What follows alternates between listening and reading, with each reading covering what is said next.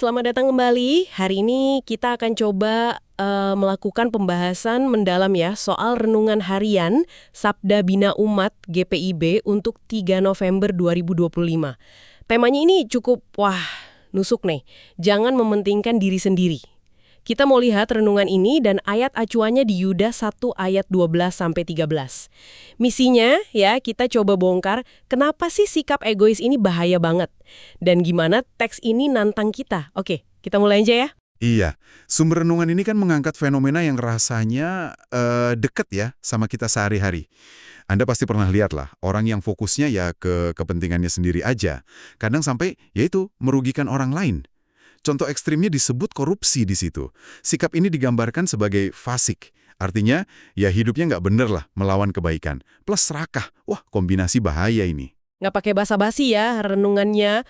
Langsung rujuk ke ayat Alkitab yang bahasanya juga, keras ini. Gimana persisnya itu ayat Yudas menggambarkan orang-orang ini? Betul.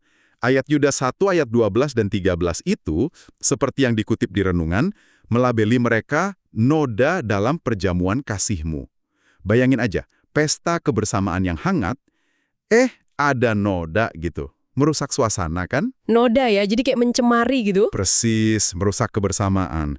Ayatnya lanjut lagi. Mereka itu tidak malu-malu melahap dan hanya mementingkan dirinya sendiri. Gamblang banget ya, fokusnya cuma ke perut sendiri, nggak peduli orang lain. Yang bikin saya agak berhenti sejenak itu rentetan perumpamaan atau metafora alam yang dipakai, baik di renungan maupun ayat aslinya. Ini bukan cuma kritik biasa loh, ini kayak gambaran kehancuran. Misalnya disebut awan tanpa air yang ditiup angin. Maksudnya gimana tuh? Nah, itu metafora kuat soal kehampaan. Awan kan harusnya bawa hujan, kesegaran, tapi kalau nggak ada airnya, ya cuma PH-PH aja. Lewat doang, nggak ada gunanya. Ini gambarin orang yang mungkin kelihatannya oke dari luar, tapi intinya kosong. Nggak ada kontribusinya buat orang lain, malah nipu. Kosong, nipu, terus ada lagi pohon di musim gugur yang tidak berbuah, bahkan tercabut sampai akarnya, mati. Waduh, tercabut sampai akarnya ini kok kayak final banget ya, nggak ada harapan gitu. Iya, itu lebih parah lagi. Bukan cuma nggak produktif, nggak ada buahnya, tapi juga nggak punya dasar kuat, tercabut akarnya. Udah gitu secara spiritual mati. Pohon kan harusnya ngasih buah, ngasih tempat teduh. Kalau kayak gini, ya cuma jadi beban, ngabisin tempat aja. Gambaran nggak berguna sama sekali, mati dari dalam. Oke, jadi kosong, nggak berguna, terus ada dimensi yang merusak juga ya. Saya ingat ada metafora lain. Tepat. Ayatnya juga nyebut ombak laut yang ganas, yang membuihkan aibnya sendiri. Ini bicara soal kekuatan liar, gak terkendali, merusak aja kerjanya. Dan menariknya, ujung-ujungnya membuihkan aibnya sendiri.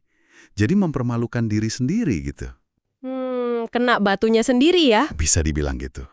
Terus yang terakhir, bintang-bintang sesat, yang tempatnya udah disiapin di dunia kekelaman untuk selama-lamanya. Ini gambaran kehilangan arah total, menyimpang dari jalan yang benar. Ujungnya ya kehancuran abadi, kegelapan.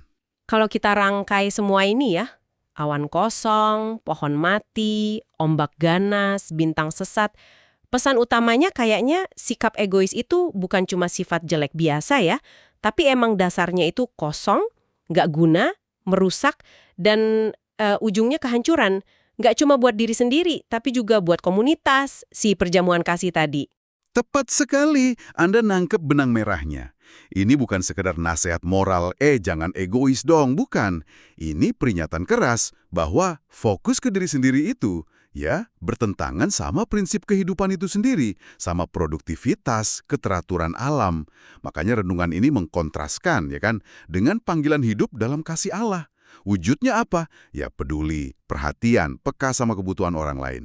Oh ya, renungan ini juga ngutip Yakobus 3 kan, yang bilang kalau ada iri hati, ambisi egois, ya hasilnya kekacauan, perbuatan jahat. Jadi dampaknya nyata banget di komunitas. Menarik ini, kan zaman sekarang sering banget dengar pesan utamakan diri sendiri, self-care gitu.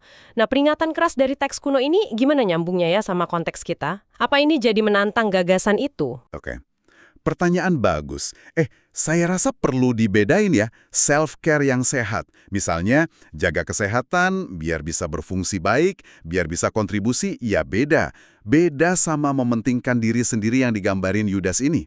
Yang dikritik keras di sini kan sikap eksploitatif, yang nggak peduli, bahkan ngorbanin orang lain demi untung pribadi.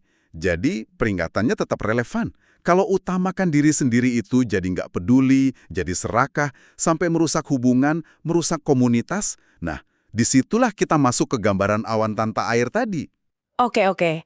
Jadi kalau disimpulkan, sumber-sumber ini ngasih peringatan yang, wah kuat banget ya. Sikap mementingkan diri sendiri itu digambarkan bukan cuma sifat buruk, tapi sesuatu yang emang dasarnya kosong, nggak produktif, merusak tatanan sosial yang basisnya kasih, dan ujungnya ya kehancuran. Betul.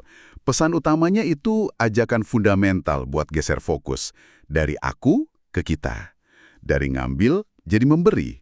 Hidup yang fokusnya ke kepedulian sama sesama, itu yang dilihat sebagai sumber makna sejati.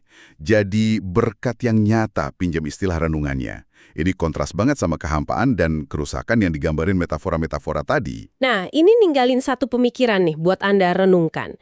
Mengingat gambaran kuat tadi ya antara kosong sama hidup yang memberi, gimana caranya kita bisa sadar gitu ya dalam tindakan sehari-hari, dalam interaksi kita, besar atau kecil, memilih untuk jadi kayak pohon yang berbuah atau awan yang ngasih seger buat orang lain, bukan sebaliknya. Sesuatu untuk kita pikirkan lebih lanjut ya. Sampai jumpa di pembahasan berikutnya.